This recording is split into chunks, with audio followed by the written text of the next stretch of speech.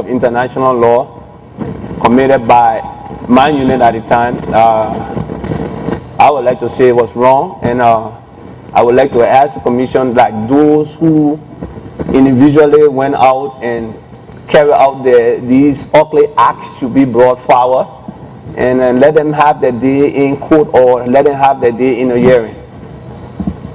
But as to my personal involvement in any act of abuse, human rights abuse, I've not had that day yet.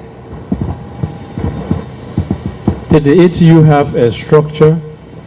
Yes, we had a structure. Can you speak to that? Who was the head, the assistant, and how and what was your level as training officer?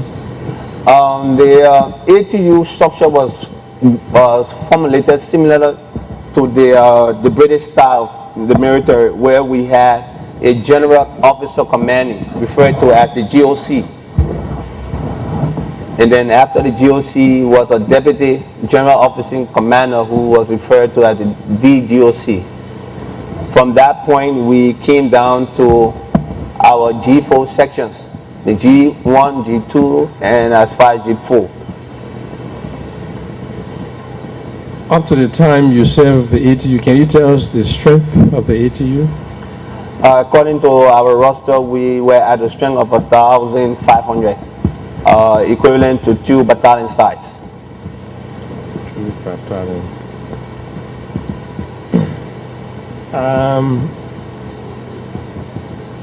Up to the time from the formation of the ATU, can you fill in these positions?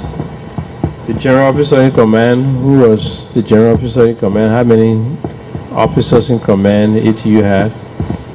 Then the deputy? When I came and joined the unit, General Momo Jiba was the general officer commanding. And after he left, General Jason Winning then became the general officer commanding, up to the time of the ceasefire, which brought in the transitional government. It was General Winning, the last person. Yeah, General Winning was the last general officer in command. And what role did Chuckie Taylor play in the ATU?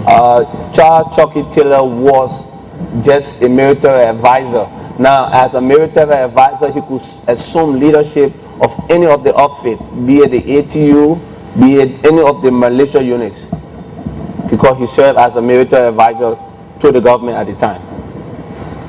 Was he the only military advisor, or there was one before him? Pardon me, sir? Was he the only military advisor, or was there another one before him? We had other military advisors. We had one General Nelson. I can't remember the first name, but General Nelson was also one of our military advisors. Let's talk about training and recruitment. How were officers recruited? Were they of a particular stock? Were they former fighters? Or there was an open application process where able-bodied men were recruited into the ATU? No, our recruitment process was not open as such. People that came in were either recommended or personally selected. Recommended by former members of the NPFL, by the CRC, or? They were recommended by other securities agencies and heads. Recommended by the head of security agencies? Yeah, from other security agencies.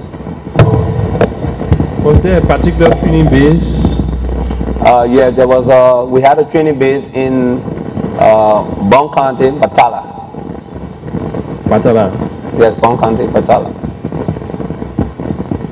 Can you speak to the nature of the training? The men were trained in the skills of close quarter combat. They were trained in the skills of VIP protection. They were also trained in the skills of guerrilla tactics. As you can remember, sir, during that formation, the government was on a very serious attack from foreign troops out of Guinea and Sierra Leone.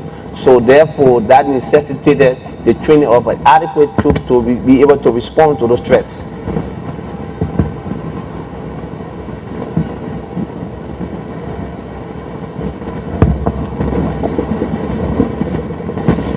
So the training was necessary to respond to existing threats at the time in the country? Affirmative. Besides yourself, were there other training officers? Yes, we had other training officers, sir. Can you name some of them? Were they Liberians? Were they non-Liberians? On my watch, they were all Liberians. Can you name some of them? We had Jason Winnie. General Jason, we had one General Jason Winnie. He's also a Liberian. Winnie, okay. We had Washington Delamo. He's also a Liberian. Delamo. Delango. Yeah, he's also a Liberian. Washington Delango. Yeah, he's also a Liberian. Okay. And there's a fourth guy, I've forgotten his name, but he was also a Liberian. Are they all alive? Besides one, which was Jacob Kaiser. But the rest of the guys are still with us. Still alive. You said that violations and atrocities by ATU are regrettable. They were not necessary at the time. Can you tell us what was done to make sure that those violations were not repeated?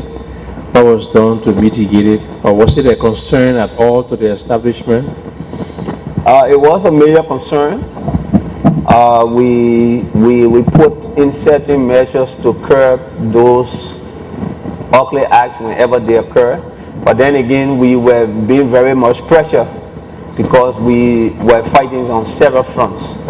So whenever those information came out, the soldiers responsible were reported to the provost marshal, who was then responsible for disciplining the disgruntled soldiers or soldiers found in violation of those laws. So, was there ever an occasion where a member of the ATU went out of bounds and was reprimanded, as you are suggesting? Yeah, there were cases.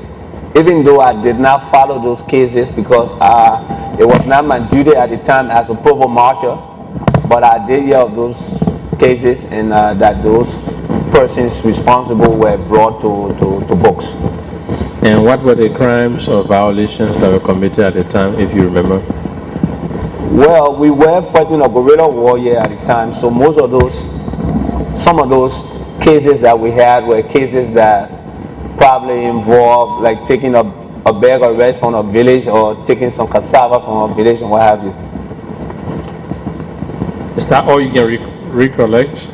At this moment, yes, sir. Who was the provost? The provost at that time, we had several provosts. Cannot pick up his name at that time. He was at the time.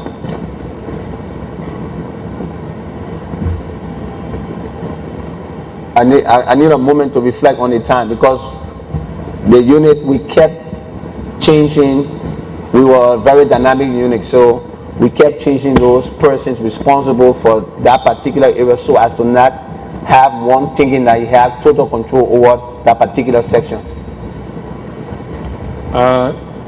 In the beginning you said ATU was a legal body. Yes, sir. Why did you say so? Well, sir, it is the prerogative of the commander-in-chief and the head of state to decide his or her personal safety. At the time, the commander-in-chief thought it wise that he should have, or whoever at that time thought it wise that the formation of an outfit that would be directly responsible for his safety was needed. That's why the unit was created. I'm concerned because there were a lot of outcry about the legality of the ATU. And you have just suggested that it's the prerogative of whosoever is commander-in-chief to set up any outfit. But at the time we had several security outfit already, the special security services included. The argument then was that the national legislature did not establish the ATU as a legal entity, so it operated as the private army of the commander-in-chief at the time. Am I wrong? You are not wrong, sir. Okay. For the fact that the House sat there and allowed it to happen. So therefore, I think that the leadership of the House then should be brought here to explain why they allow such. Okay, thank you very much. Commissioners will ask some questions. Chief.